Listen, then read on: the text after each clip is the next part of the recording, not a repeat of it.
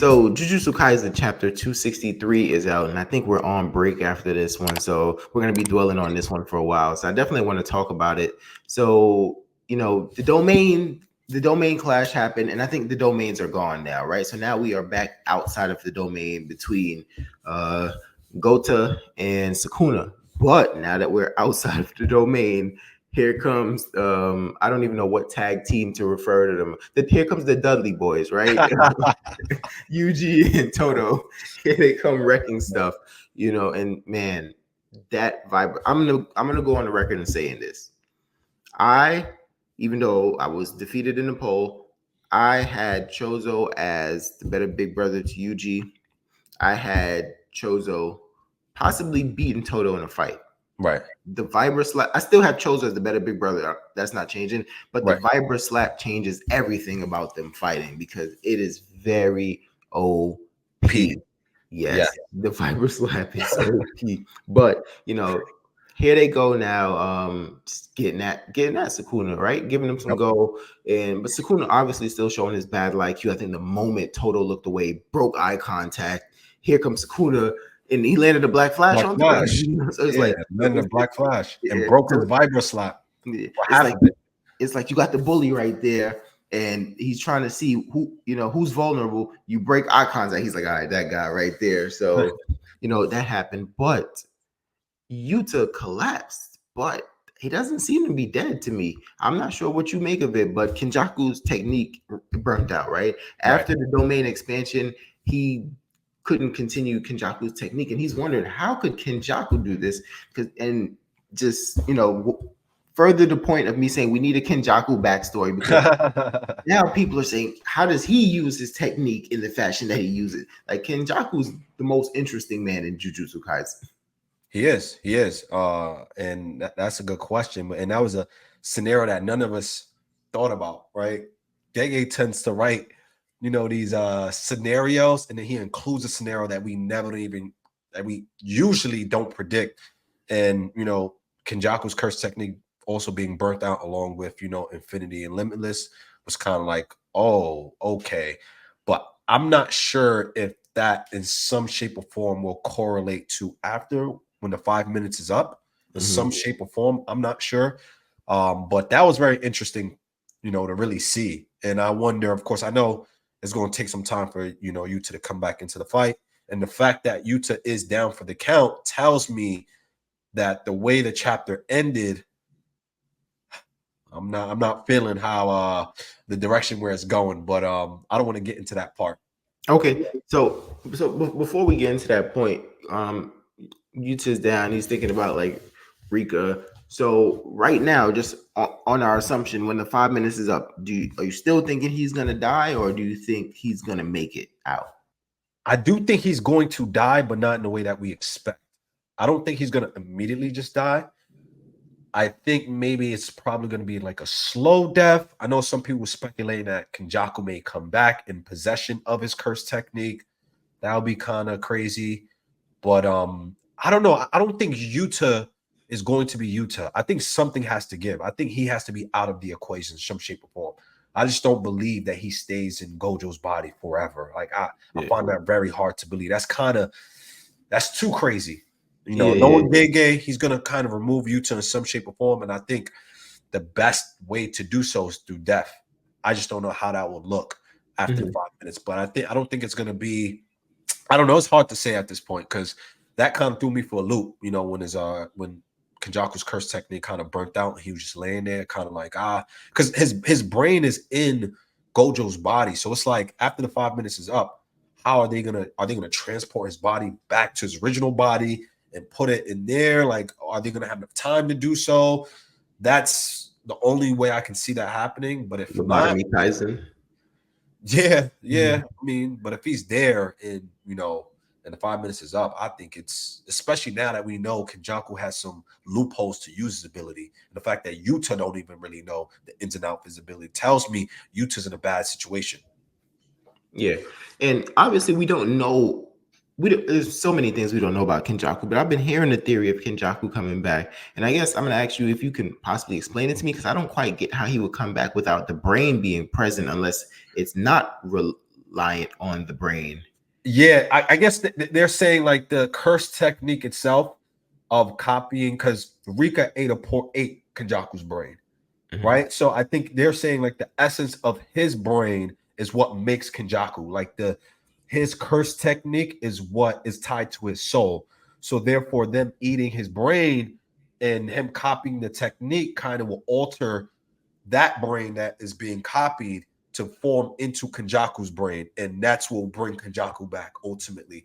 That's the kind of the popular theory that I've been seeing. I'm not sure if they kind of, upgraded the theory or, enhanced it even more, but I think no one really knows truly how Kenjaku can come back. I just think it's tied to his curse technique, just like with, it being, burnt out, and how did Kenjaku, use his curse technique even after using his domain. There are secrets behind his cursed technique. Yeah. So, yeah.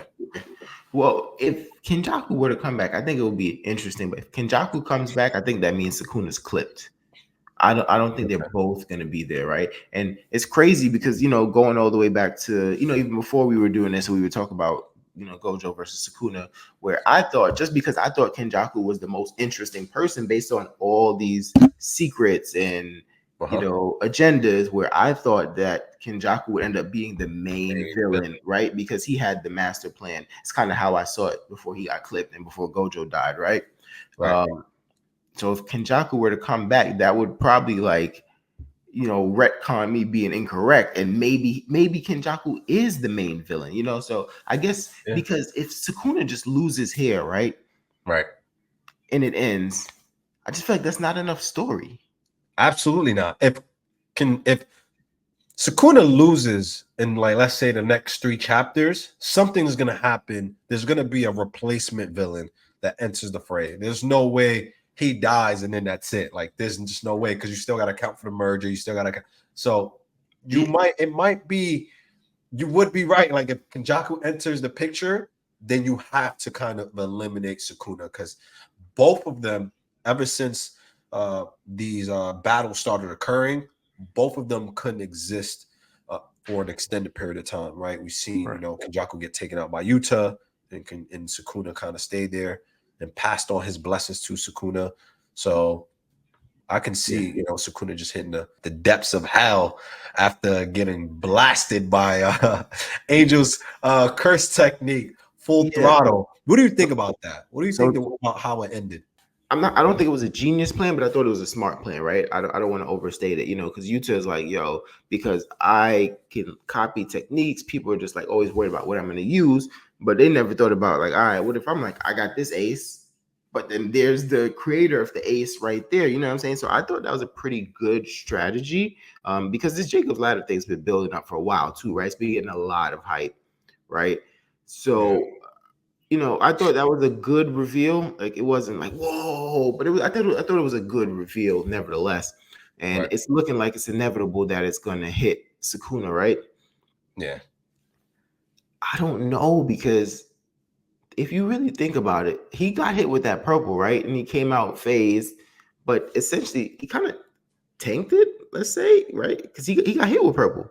Yeah, he got hit with purple, and I think the justification was he was just saying, like, in a sigh of relief, that Yuta's not as good with it as Gojo. But I haven't seen purple do crazy damage to Sukuna. Even the 200% that we've seen the start of the battle, even the blue and red infused, Sukuna was still, he was hurt, but he was still, like, not out of commission. Yeah. So I didn't think, The 200% seemed to have him on his last legs, though, but he was a step ahead.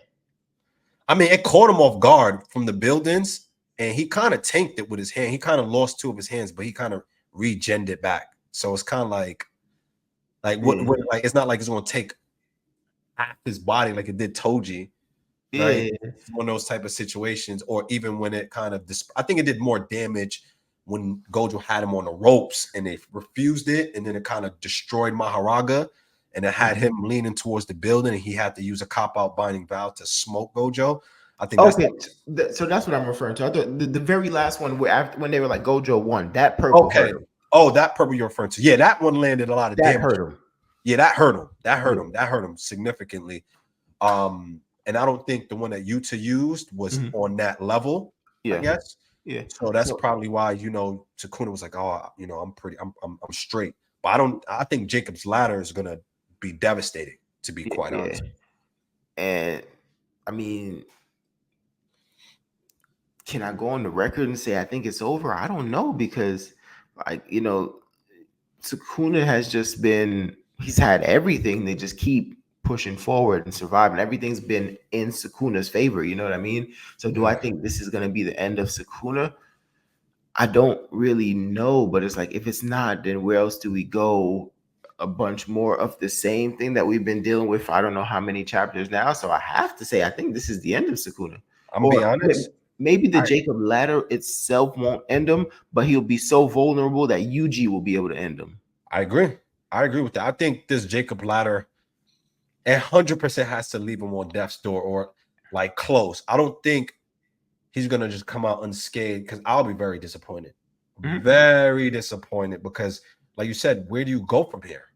A full blast from Jacob's ladder at this point in a weakened state, bro. Come on.